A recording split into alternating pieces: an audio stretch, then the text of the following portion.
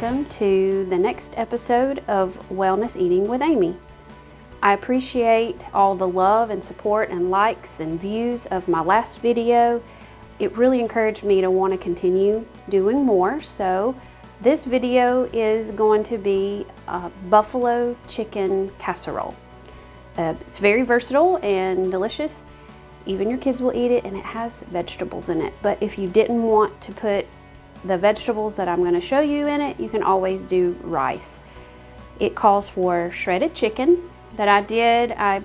You can do it in the crock pot and cook it for a couple of hours. You can boil it. I chose to do it in my Instant Pot, and let me tell you something. If you don't have an Instant Pot, get you one, because it will change your life.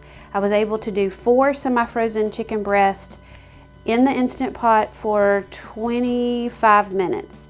Fantastic tool to have in your kitchen. After it was done, I put it in, and here's a trick that I want to teach you.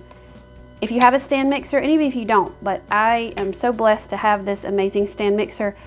After your chicken is done, throw it in your mixing bowl, put it on your in the mixer for literally like 20 seconds, and it shreds it. Just like if you were to do it with a fork. It makes your life so much easier. So that's a tip for you today. So this calls for 2 pounds of shredded chicken breast. It called for green onions, but I don't have any, so I just did regular onions. I prefer that anyway. 1/4 cup of bell pepper.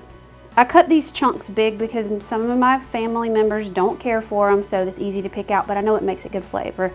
And also celery. I cannot stand celery, so there again, I cut it up big so that it would leave the flavor, but I can pick out easily. Also calls for a block of cream cheese, your favorite buffalo wing sauce. We liked Texas Pete. Calls for ranch. I love to make homemade ranch. Chives, garlic powder, 2 tablespoons of chicken stock, black pepper, 2 cups of your favorite cheese. I chose cheddar and mozzarella. Some people use Monterey Jack. It really doesn't matter, but remember what I encouraged you to do last week. Make sure you buy blocks of cheese and grate it yourself. It's a game changer as far as how well it tastes, and it's much healthier for you. It also calls for a 10-ounce bag of riced cauliflower. I did not have any frozen rice cauliflower, but I did happen to have a fresh head of cauliflower. So I riced it myself and I steamed it. And then I riced it in my Ninja. Calls for 2 tablespoons of butter.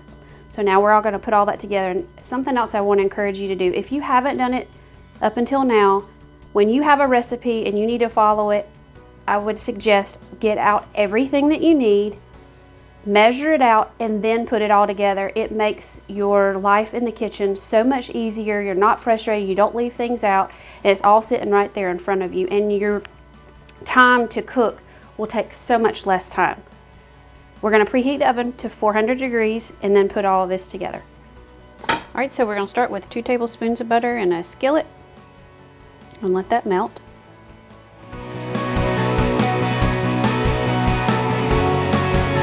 And we'll add our veggies. This is the onion, the bell pepper, and the celery. We're going to saute that for about 3 minutes.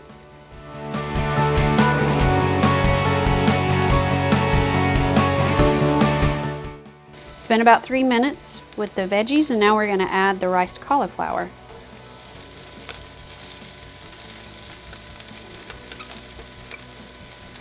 Don't tell your kids and they'll never know it's in it. That's the beauty of cauliflower that's rice, is it takes on the flavor of whatever you're cooking it with. I'm not great at measuring seasonings. I just do a dash of this and a dash of that. So, but if you are needing to know, about a teaspoon of garlic powder, the teaspoon of pepper,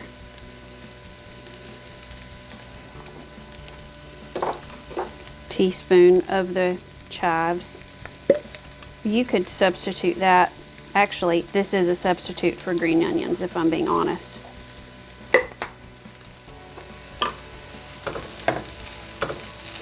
kind of saute that around for just a bit. It's already, all of this is already cooked, so it doesn't take a whole lot. You're just kind of warming it to get all the flavors kind of meshed together. Your pan is going to be super full. This is the largest skillet that I have, but it's okay.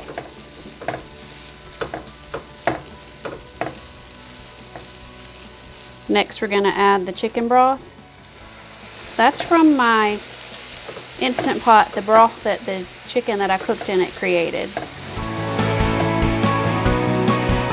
And we're going to add the cream cheese.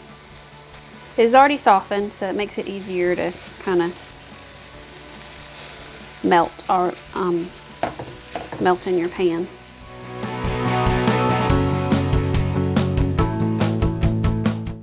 Now that that's all mixed well together, now we'll add our chicken. As I said, your pan's going to be super full.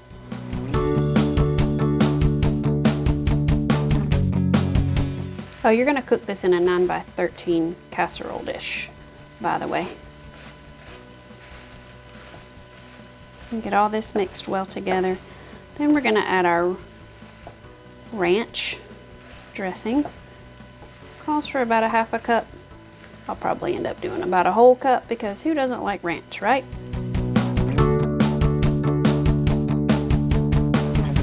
I'm telling you, once you make homemade dressing, you don't want to buy the bottled stuff anymore. So good.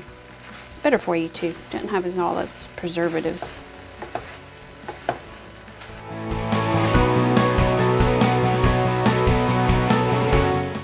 Main attraction, buffalo chicken sauce. Calls for a cup. I'll probably just put a cup and a half, but that's all right. Depends on how spicy you want it.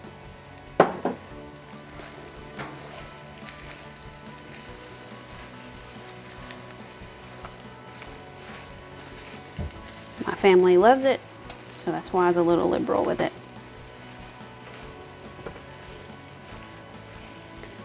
You have about 2 cups of cheese, and we're going to put half of it, we're going to mix half of it in here, and then we'll sprinkle the other half on top of the casserole once we get ready to pop it in the oven.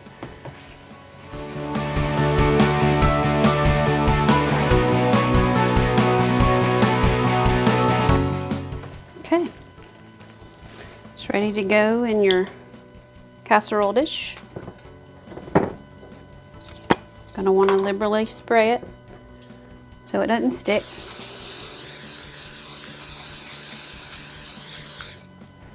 All right, now we're gonna put this in your casserole dish.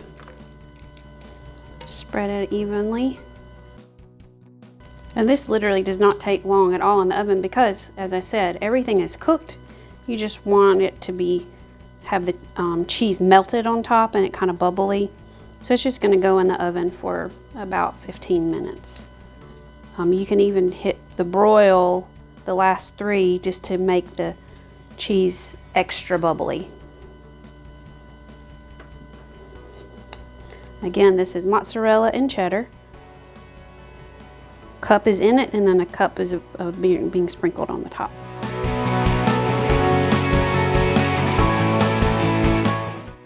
So we are ready to serve dinner. It was 30 minutes start to finish. We've got extra veggies in the casserole that nobody's gonna taste, but it's extra vitamins. We got protein, lots of protein.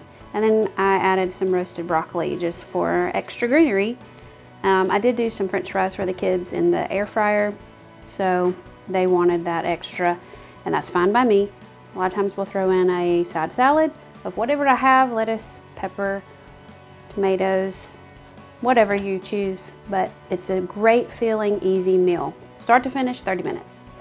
Hope you've enjoyed this episode. We'll see you next time.